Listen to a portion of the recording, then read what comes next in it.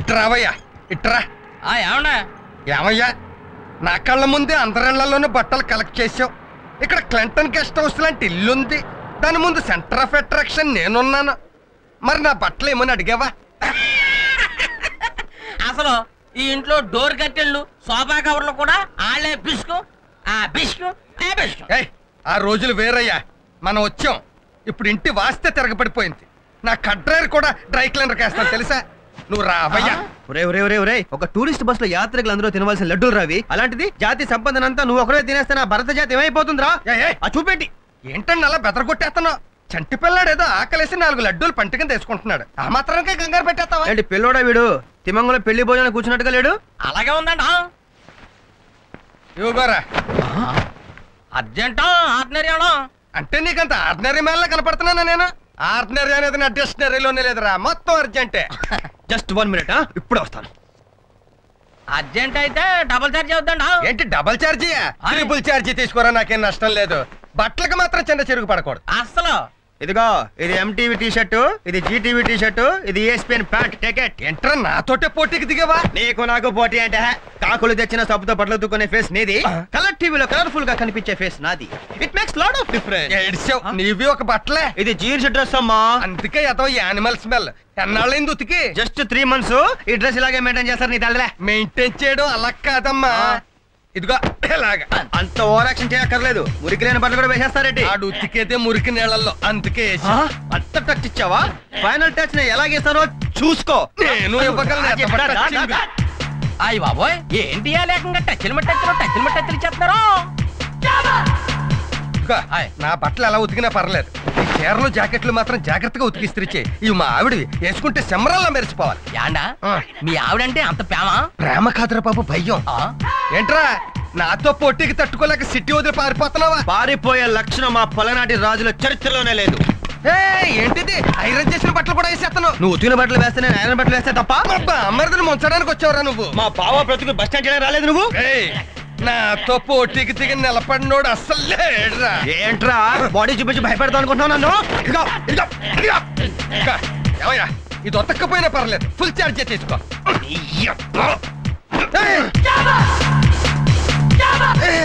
ఏంటి అతోగోచి city culture, లోపలికి వచ్చి విలేజ్ కల్చర్. వెరీ గుడ్, జాగ్రత్తగా దాచుకో, చివరికి ఇద్దే నీకు మిగిలేదు. నీకు అది కూడా మిగిలి పోహా. ఇతర బట్టలు తెచ్చానండా? మొహం కనపడినంత ఎత్తున బట్టలు పెట్టుకుని ఎవరో ఇల్లు అనుకుని ఎవరో ఇంటికి వచ్చావు. వెళ్ళలే. కాదండి, మీ ఇంటోనండా. ఇక్కడ ఎవరో బట్టలు ఉతుక్కేరు, ఉతుక్కుంటారు. అదేనండా ఆ నొలక మంతం పీసిపోయినట్టు మోకం ఉంటది, ఆయనండా ఇంకో కుర్రాయనండా. బావగారు, బావగారు. ఏంటి బామ్మర్ది?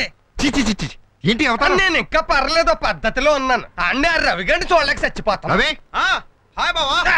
ఏంట్రా అవతారం? ఏ లేదు బావా, మా ఇద్దరికి ఈ విషయంలో పోటీ వచ్చింది, మన ఫ్యామిలీ ప్రెస్టేజ్ కాపాడడానికి పని చేశాను. చిచి అది సరే గానీ మీరెవరో నీకు బట్టలు వేయలేదు కదా? ఎగిపోవడం ఏంటి, మన బట్టలే కదా ఇవి. రమ్య రమ్య రమ్య, ఏంటండి ఏమైంది? ఏంటంటే నా బొందా, నేనేం బట్టలు ఉతుక్కుని ఇస్త్రీ చేసుకుంటే వీళ్ళేమో లాడ్ అమ్మ మొగుడిలాగా చాకలు అడిగేశారు. అంతేనా?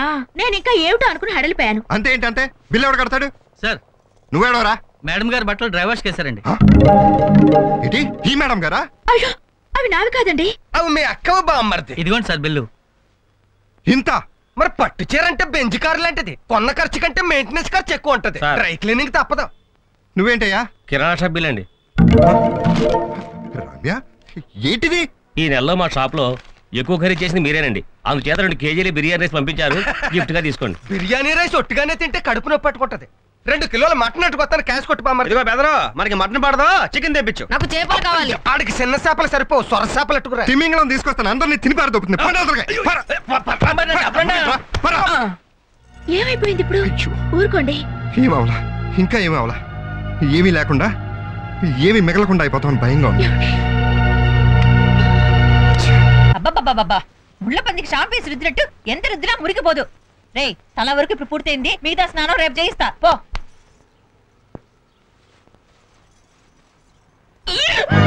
ఏమైందమ్మా రమ్య? ఏమైందమ్మా? పైచు ఎక్కువై వాంతులు అవుతున్నాయి వదినా. ఇవి పైచి వాంతులా? నేను ఒక బిడ్డను కన్నదాన్నే. కళ్ళు తిరిగితే వచ్చే వాంతులకి, కడుపుతో ఉంటే వచ్చే వాంతులకి తేడా తెలియదు అనుకుంటున్నావా? అమ్మ దొంగ, పెళ్ళి నెల తిరగకుండానే నెల తప్పావన్నమాట. ఊరుకోదురా. ఎందుకు ఊరుకుంటాను? ఇంత శుభవార్త చెప్పాక ఈ విషయం పద్దుకు తెలిస్తే ఎగిరి దూకుతాడు. ఎక్కడ? హుస్సేన్ సాగర్ లోనా? అదేంటమ్మా, తండ్రి కాబోతున్నాడన్న విషయం తెలిస్తే పద్దు ఎంత సంతోషపడతాడు. పద్దు పద్దు పద్దు తొందరపడుకో. తల్లిని కాబోతున్నందుకు నాకు సంతోషంగానే ఉంది. కానీ ఇల్లు విడిపించే వరకు పిల్లలే వద్దని ఆయన నా దగ్గర గట్టిగా చెప్పేశారు. నేనే ఆశ చంపుకోలేక కడుపును దాచుకున్నాను. ఈ విషయం ఆయనకు తెలిస్తే కడుపు తీయించుకోమంటారు. నిజమేనమ్మా, ఈ సంతోషంలో ఆ విషయమే మర్చిపోయాను. నువ్వు కడుపుతో ఉన్నావని తెలిస్తే నీకు విడాకులిచ్చి ఏ సన్యాసం పుచ్చుకుంటాడు తిక్కవేదవా. సరే సరే, నువ్వేం కంగారు పడకు. ఈ కేసు ఎలా డీల్ చేయాలో నేను చెప్తానుగా. రమ్య, వెళ్ళు, వెళ్ళు. రమ్య. ఏం అక్క, ఎవరు వాన్ చేసుకుంటున్నారు? వాంత లేదే. అయ్యో, అంతలా వాన్ చేసుకుంటారా? హాస్పిటల్కి వెళ్దాం. హాస్పిటల్కి వెళ్తే నేను ఇరుక్కుంటానే. నువ్వు ఇరుక్కోవడం ఏంటక్క? అదే, అనవసరమైన ఖర్చుతో నువ్వు ఇరుక్కుంటావని. ఏం పర్లేదు, హాస్పిటల్లో నాకు డాక్టర్ తెలిసి ఫ్రీగా వైద్యం చేస్తా. అరే ఏంటో తెలుసుకోవాలి కదా, పద వెళ్దాం. ఇవి లేడీస్ ప్రాబ్లమ్స్. నువ్వు నేను నువ్వు నేను నువ్వు నేనేంటి చెప్పు. నువ్వు మామయ్య కాబోతున్నావు. అదేంటి పద్దు, నేను తల్లిని కాబోతుంటే నువ్వు వాంతి చేసుకుంటున్నావు. ఈ వయసులో ఈ న్యూస్ ని ఏంటి బామ్మర్ది, ఎన్ని ఫ్లాష్ న్యూస్? ఫ్లాష్ న్యూస్ కాదు, సాడ్ న్యూస్. నువ్వు తండ్రివి కాబోతున్నావు. నేను ఇప్పుడు తండ్రిని కాబోవడం ఏంటి, ఎప్పుడో అయ్యాను కదా. ఆ ప్రాజెక్ట్ వేరు, ఈ ప్రాజెక్ట్ వేరు. ఇదిగా నీ ప్రాజెక్ట్ రిపోర్ట్. ప్రాజెక్ట్ మీది, బడ్జెట్ నాది. అది నన్ను ముట్టుకోనిచ్చే ఏడాది అయిపోతే ఇప్పుడు నేను తండ్రి కాబోవడం ఏంటి? కంగ్రాచులేషన్స్. దేనికి? మా అక్క డెలివరీ న్యూస్ జరిగిందంతా డీటెయిల్గా చెప్పింది. మీ రుణం ఈ సంవత్సరంలోనే కాదు, ఈ జన్మలోనే తీర్చుకోలేను. చచ్చా, మన మధ్య రుణాలు చక్రవడ్డీలు ఎందుకు? మీరు సంతోషంగా ఉంటే అంతే చాలు. మీదెంత మంచి మనసు.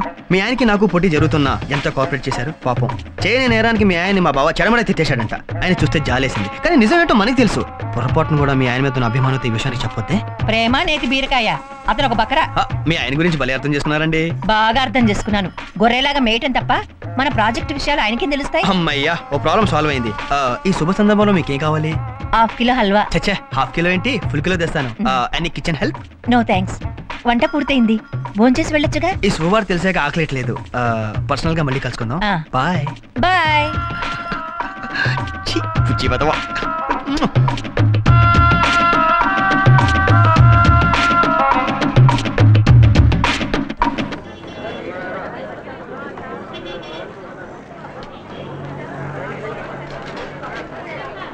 ఉల్లిపాయల కేజీ ఎంత? ఇలా 5 రూపాయలు. Hi, hi. ఏంటి ఇలా వచ్చారు?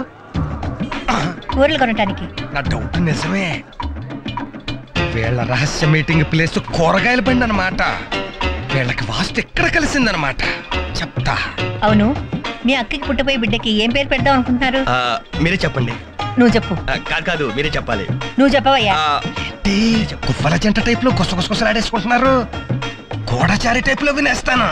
మీరే చెప్పండి. కాదు, నువ్వు చెప్పు. అబ్బా, మీరే చెప్పండి. అదేంటో ఎవరో ఒకరు తొందరగా చెప్పి చావండి. యువతల టెన్షన్ తో నరాలు తెగిపోతున్నాయి. సరే, నేనే చెప్తాను. బాబుకి మీ ఆయన పేరు పెడితే ఎలా ఉంటుంది? చండాలంగా ఉంటుంది. ఏ? ఆయన ఫేసే కాదు, పేరు కూడా బాగుంటది. బాబుకి నీకన్నా మా ఆయన ఎక్కువ కాదు కదా, అందుకని నీ పేరు పెట్టడం న్యాయం ధర్మం.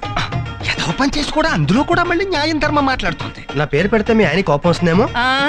ఆ మొహానికి కోపం ఒకటే తక్కువ. ఎదవ ఫేసు, కుళ్ళిపోయిన ఉల్లిపాయలా ఉంటాడు. ఆడితో తిరిగినందుకేమో పక్కన నేను కుమిలి ఎడిచేస్తుంటే ఆడి ముందే నన్ను సొలకం చేసేస్తుంది. అసలు దీనికి సొల్యూషన్ లేదా? చెప్తా. చెల్లక్క,